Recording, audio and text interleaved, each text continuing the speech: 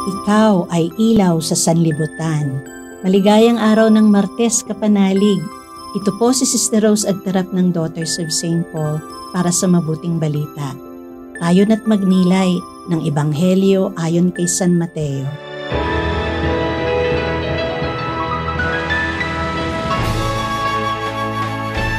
Sinabi ni Jesus sa kanyang mga alagad, "Kayo ang asin ng mundo.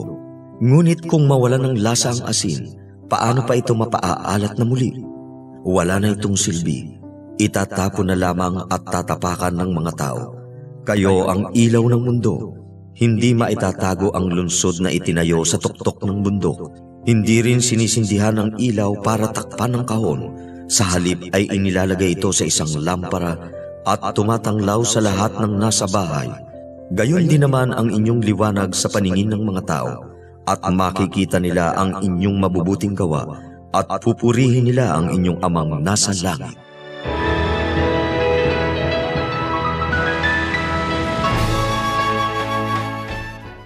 Paano ba ginagamit ang iyong talino bilang asin at ilaw?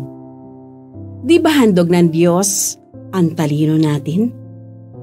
Dahil dito, may kakayanan tayong matuto, umunawa, kumilala ng bago, at harapin ang nakakapanubok na sitwasyon.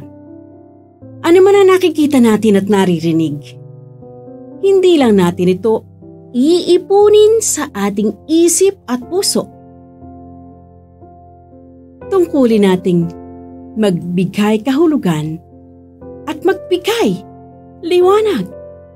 Isa sa turo ng ating simbahan sa pamumuno ni late Pope Francis ay ang doctrinal note na Antiqua et Nova. Ang sinauna o antigo at ang bago. It unites past and present in a changing world.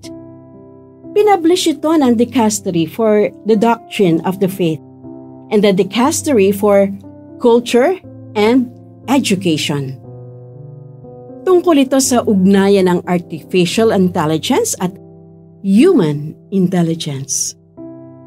Kinikilala ng simbahan ang husay ng artificial intelligence at buong sinop naman na pinanghawakan ang handog at halaga ng talino ng tao o ang human intelligence. Inilahad dito sa Antiqua et Nova ang importance ng pagkakaroon ng marunong na pagpapasya at kung ano ang lugar natin sa cyber world. Aha! Dito nasusubok ang ating pagiging asin at ilaw. Dapat sa paggamit ng talino, mas maingat tayong mag-i-evaluate at gagamit ng AI kung sasamahan natin ang karunungan ng puso. Tulad sa mga productions na crafted by AI technology, hindi tayo dapat agad-agad bibilib at isi-share sa iba. Bilang asin at ilaw, mag-research muna tayo sa mga credible websites. Suriing mabuti ang AI-generated content para hindi tayo ma-mislead na mga misinformation. Oo, nakaka-process ng information ang mga machines, pero tanging tayo na hinandugan ng talino at karunungan ang may kakayanang panindigan ang katotohanan na mula kay Kristo. Mga kapanalig, maraming salamat po sa inyong suporta sa aming misyon.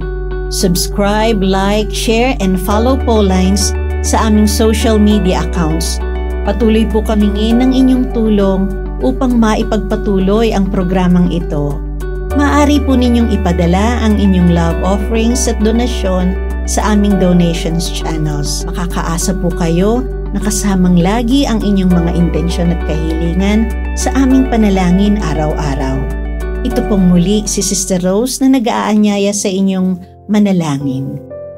Panginoon, maraming salamat po sa kaloob mong panibagong araw para mahalin ka at ang aming kapwa.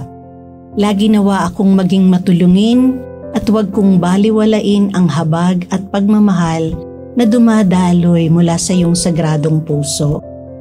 Mahal na puso ni Jesus, sinasamba kita. Mahal na puso ni Jesus, pinupuri kita. Mahal na puso ni Jesus, pinasasalamatan kita. Mahal na puso ni Jesus, minamahal kita. Amen.